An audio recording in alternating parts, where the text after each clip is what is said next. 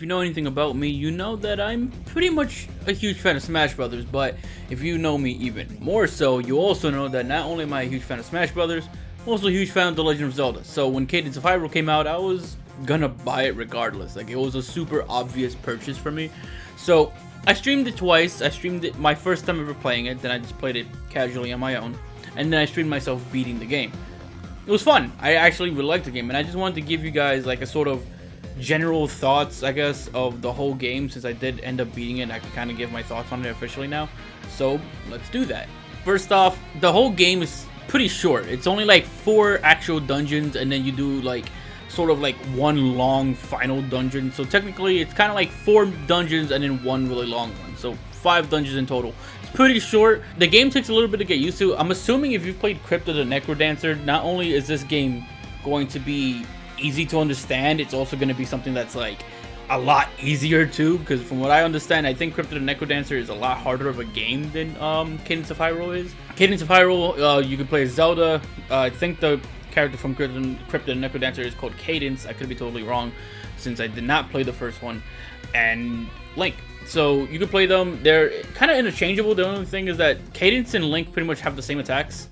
They're practically clones of each other, really. Zelda's the only one that's actually kind of different. She has like magical abilities like Nairu's Love, Din's Fire, that kind of thing. And I didn't really use Zelda all that much, to be honest. I'm not really someone who likes spell magic characters too often. And I like Zelda as a character, don't get me wrong. I'm just saying like the playstyle is the character type that I don't typically play in games. So I wasn't really too interested in playing her. So I didn't really play her that much. I mostly just played Link for the majority of the game. But in the time I did get to play it, I do have to say, like, if you're someone who has not played Crypt of the Necrodancer and you're just a Legend of Zelda fan who wants Zelda, the game doesn't take too long to understand. They do even have like a certain mode that if you're a person with no rhythm, like myself, you you could turn that mode on so you don't have to do things at the rhythm. However, I felt that I personally wanted to like totally understand the game's mechanics, so I didn't want to really turn off the rhythm mode. I just kind of kept it on and just forced myself to learn how it worked and get used to being on rhythm.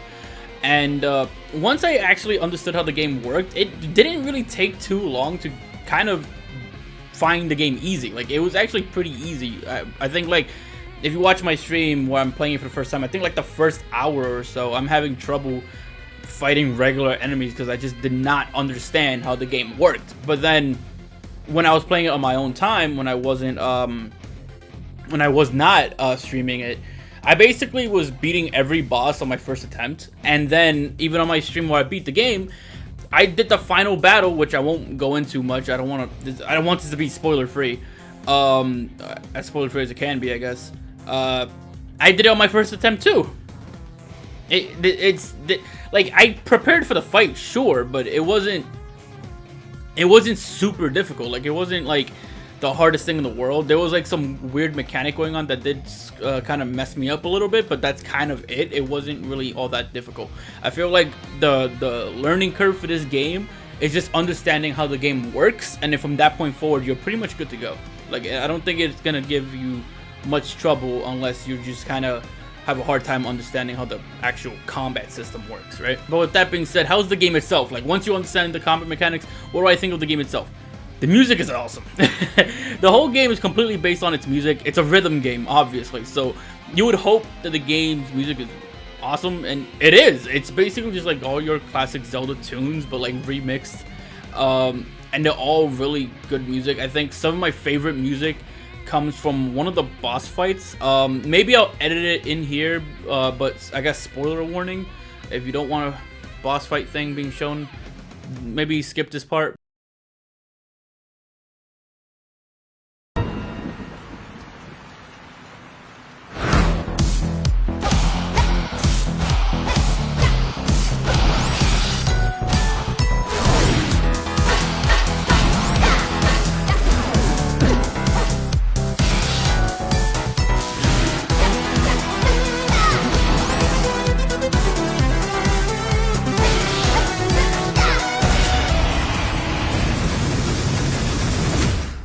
But I love that music. That music is so catchy. I wanted to listen to it when I'm not playing the game. It's seriously, I think it's really good music. I'm really into it, and it makes me want to play Crypt of the Necrodancer, and you know, get into their music, right?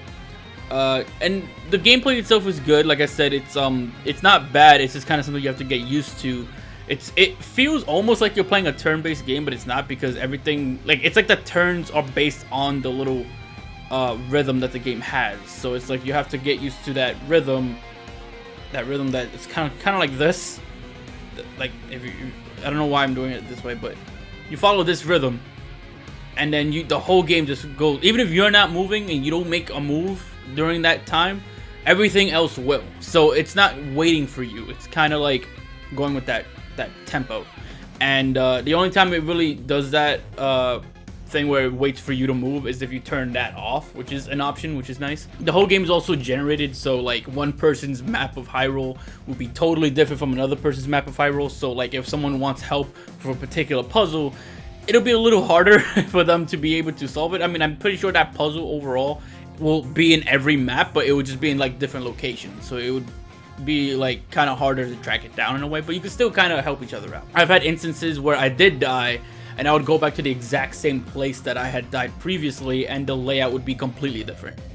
So, and sometimes it was worse, sometimes it was more beneficial for me, but that's just how the game is. It's a roguelike. Crypt of the Necrodancer is also a roguelike, so it kind of, you know, falls under that whole type of genre. Story is kind of what you expect a Zelda game to be. Complete a certain number of dungeons, fight the big baddie at the end, and bada bing bada boom, that's it, the game ends. Like, it's basically like the most bare bones Zelda story you could possibly have.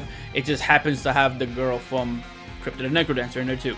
So the story isn't anything crazy. I doubt you're gonna be getting this game for the story. You're gonna be getting it for the gameplay and the music. That's kind of like the main purpose of the game. Yeah, the story is nothing incredible. It's just like your very bare bones Zelda storyline. And the world is fun to explore too. There's, you know, secrets hidden everywhere, and you just explore randomly. There's no, you know, determined path you have to go. There's no dungeon 1, then dungeon 2, then dungeon 3, so to speak. It's just kind of like you just explore, find them randomly, and hopefully you have the tools to help you access that dungeon. And if you access it, hopefully you're good enough to be able to complete it. I'm pretty sure I did a dungeon that was kind of like a much harder dungeon as my first one, and then as I went further, I think like the last dungeon I actually did before like the final 5th one was supposed to be the first one, because the boss in that dungeon had significantly less health than the other ones. So I think that's kind of a thing. Like I do think like there's sort of like a preferred route, if that makes sense, but it's not so bad that it will stop you completely. Like, you could still beat it and do it at your own pace and follow your own path, so to speak. Cadence of Hyrule is kind of like, you know, like Zelda 1, Breath of the Wild, A Link Between Worlds kind of game. Like, you can just go wherever, do whatever you want, and do it at your own pace. And I really like that. I think those are some of the best Zelda games, if not like maybe Ocarina of Time is like the only one that doesn't do that. That is one of my favorites as well. Yeah, I'd say like Cadence of Hyrule is a really good Zelda game, even if it's not really a Zelda game, if that makes sense.